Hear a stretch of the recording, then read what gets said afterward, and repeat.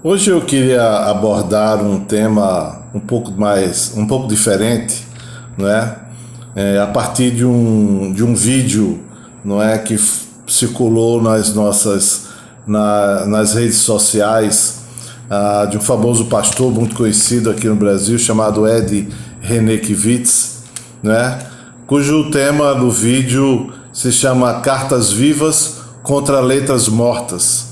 Cartas Vivas contra Letras Mortas.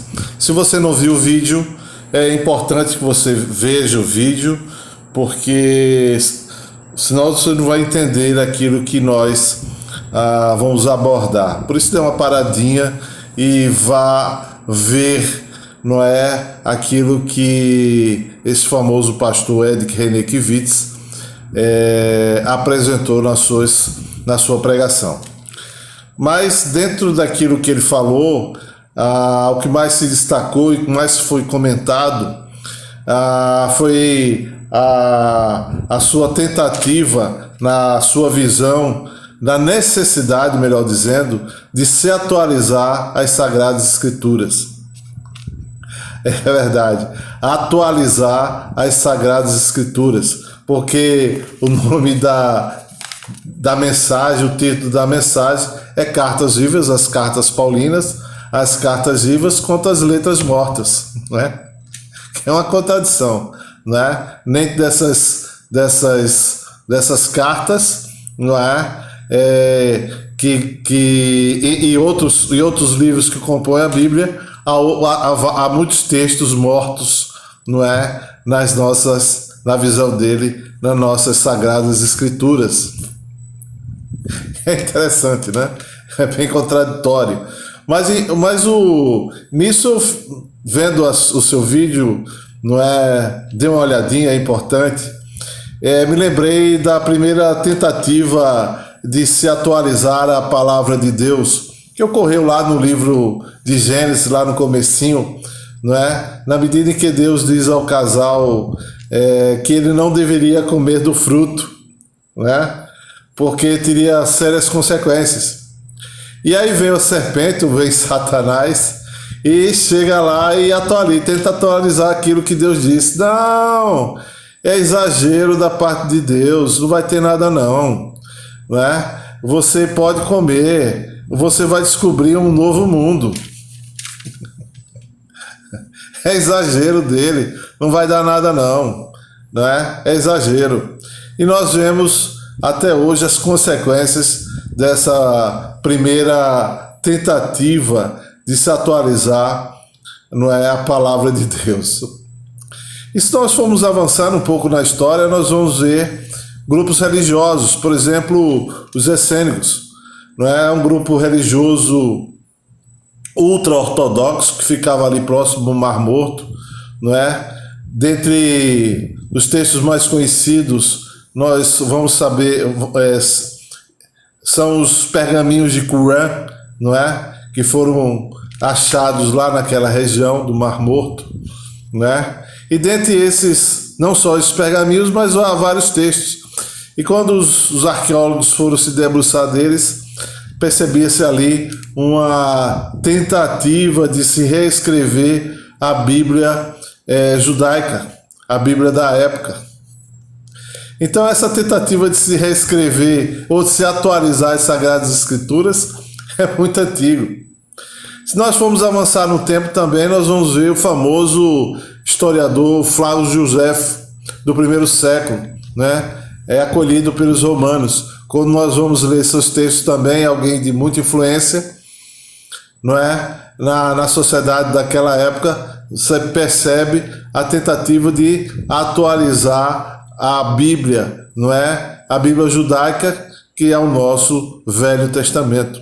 Se formos avançar mais um pouquinho, há um outro grande conhecido, que é o Marcião, não é? E, se você não conhece, digite lá quem é Marcião, não é? Lá no Facebook, enfim, nas mídias sociais, você vai descobrir quem era ele, o que ele pretendia. Eu não posso fazê-lo aqui no vídeo, não vai ficar muito longo, não é? Mas é um desses que tentavam atualizar ou reescrever as Sagradas Escrituras, que atualizar nada mais é do que reescrever, né?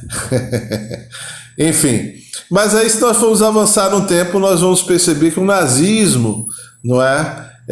Que é muito pouco conhecida essa faceta do nazismo, mas um dos propósitos deles era reescrever o cristianismo, porque o cristianismo confrontava a ideologia nazista de supremacia racial, de um Deus único. E a gente não sabe, mas mais de 3.000 líderes cristãos foram internados. Líderes, não estou falando de cristãos, esses aí foram as pencas, mas mais de 3.000 líderes cristãos foram perseguidos, internados nos campos de concentração e assassinados. Nós seríamos o próximo, né? Seríamos o próximo grupo religioso após eles terminarem com os judeus. Veja que coisa. E é muito pouco dito, muito pouco abordado, não é, na história. Enfim, né, essa história de atualizar ou reescrever as Sagradas Escrituras é muito antigo.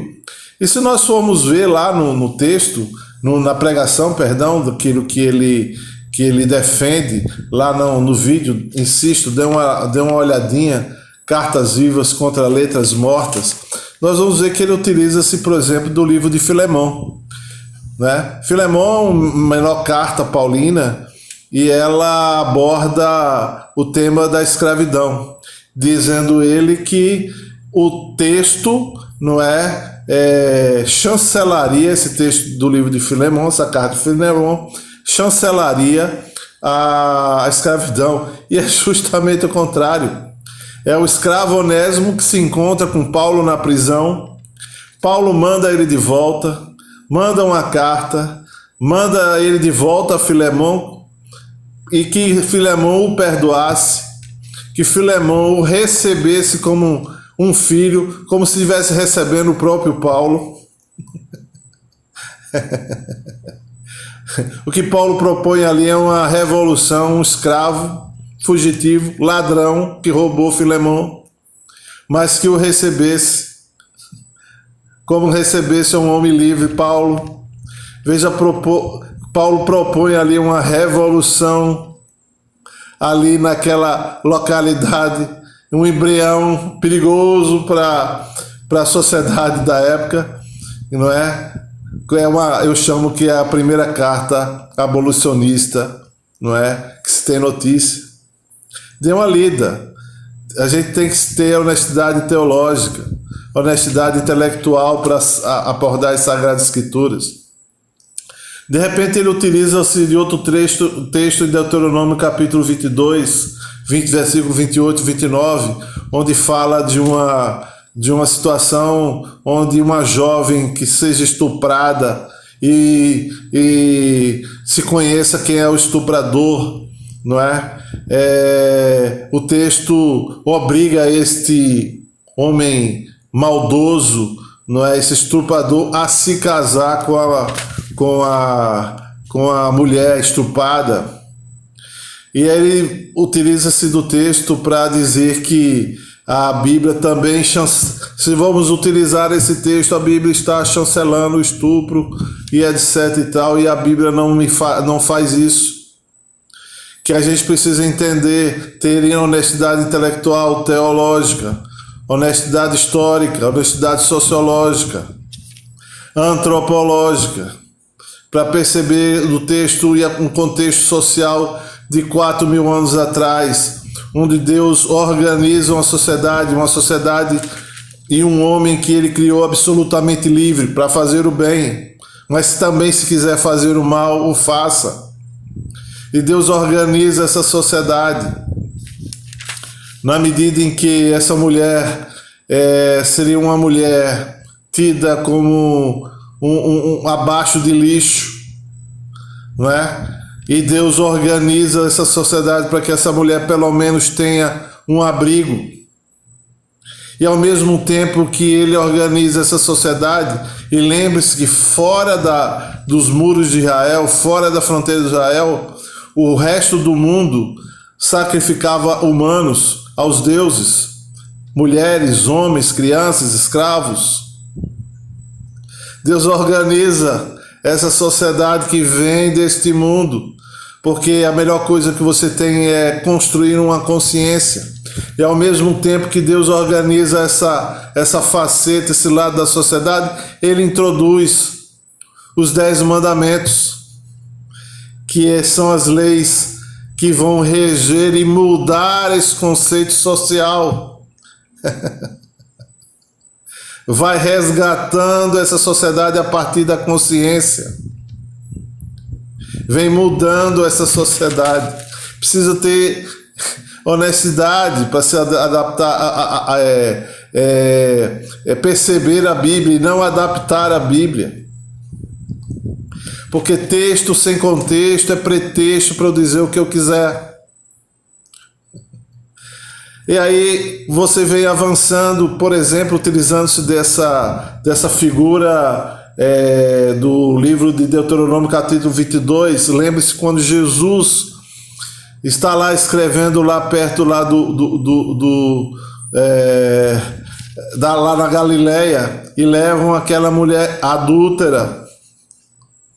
Essa daí não tinha culpa nenhuma. Essa foi violentada. Veja a evolução da sociedade. Aí vem um grupo de pessoas, traz uma mulher adúltera para que Deus, na pessoa de Jesus Cristo, fosse lá e chancelasse o apedrejamento dela, que era a lei, obrigava a isso. Jesus olha e diz: quem não tem pecado, atire a primeira pedra.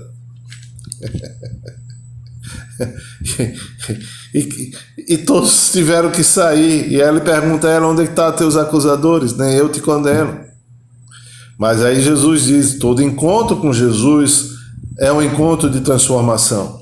Vá e não peques mais. Precisa existir honestidade para se analisar o texto. E aí, na reflexão que ele se utiliza lá da sua pregação, cartas vivas para contra letras mortas, ele utiliza-se de um contexto dos homossexuais que fazem parte, frequentam as nossas igrejas, e que nós precisamos ter uma nova abordagem, uma atualização das Sagradas Escrituras, para que nós possamos acolhê-los de maneira correta, que o texto está defasado, que esses são pecados de gênero. Ora, meu irmão, a Bíblia não faz separação de pecado, pecadinho, pecadão. Se é pecado de gênero ou não é pecado de gênero. Até porque eu preciso entender que eu não sou condenado pelo pecado. Eu sou condenado porque eu rejeito a graça de Jesus Cristo. É a rejeição da graça de Jesus Cristo que nos condena. Pela graça sois salvos, mediante a fé, não é dom de vós, para que ninguém se glorie. É pela graça que vem a salvação. O pecado em si, não é? Ele não me condena. A minha rejeição à graça perdoadora de Jesus Cristo é que me condena. Porque todo encontro com Jesus Cristo, aí sim há transformação. Não existe encontro com Jesus Cristo genuíno onde não há transformação. A graça, ela é transformadora. Transforma o pecado do ser humano, seja ele dito de gênero, seja ele de não gênero. Você, de repente, não é um pecador no sentido de gênero, homossexual, o adultério, o aborto, mas faz outros tipos. Porque para Deus não há pecado, pecadinho, pecadão. Eu preciso entender isso, eu preciso atualizar a Bíblia. A Bíblia por si só, o Novo Testamento, Aí sim é uma atualização do velho.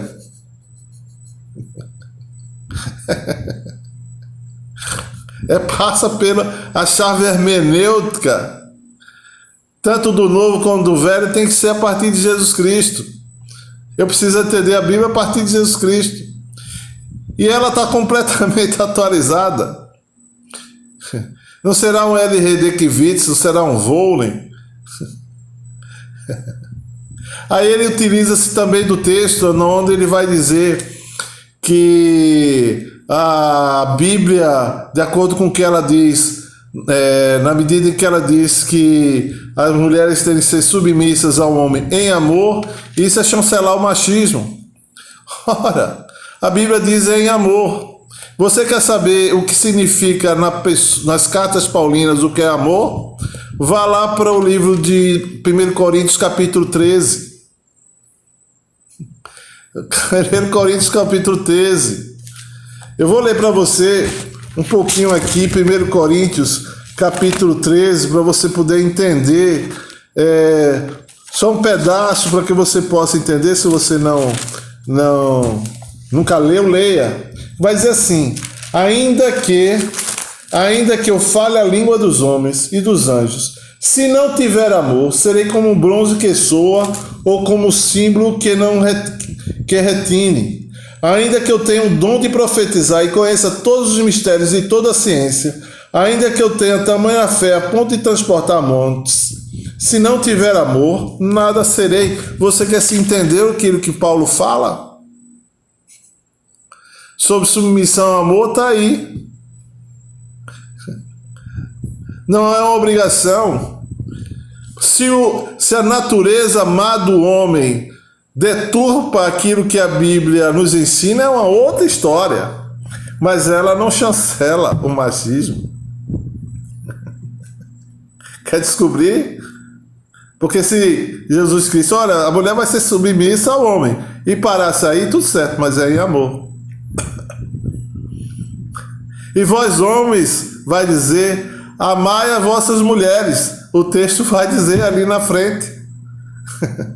E o que é amor? Vamos ver o que é isso a partir desse belíssimo trecho, 1 Coríntios capítulo 13. Enfim, meu irmão, não é a sociedade que atualiza a Bíblia, mas a Bíblia é que atualiza a sociedade. Eu preciso ter honestidade teológica, honestidade sociológica, honestidade histórica, honestidade antropológica, não é? A honestidade bíblica, para poder analisar as Sagradas Escrituras e não criar uma nova Bíblia, uma nova construção bíblica a partir de L. Redekiewicz, a partir de Vowlen Cavalcante Silva, a partir de Zezinho, a partir de Mariazinha. Por isso nosso grupo é Redescobrindo a Bíblia, não é? Ou para alguns é Descobrindo a Bíblia. É nessa Bíblia que é transformadora, não é? Não há encontro com Jesus Cristo que não haja transformação, não haja mudança de vida, vida nova. Naquilo que a Bíblia dirá, encerro, as coisas velhas já passaram, eis que se fez tudo novo, inclusive eu e você. Que Deus te abençoe até quarta-feira que vem, se Deus permitir. Se você quiser multiplicar nas redes sociais, eu agradeço. Ou nos encontrar lá no nosso grupo Redescobrindo a Bíblia. Amém.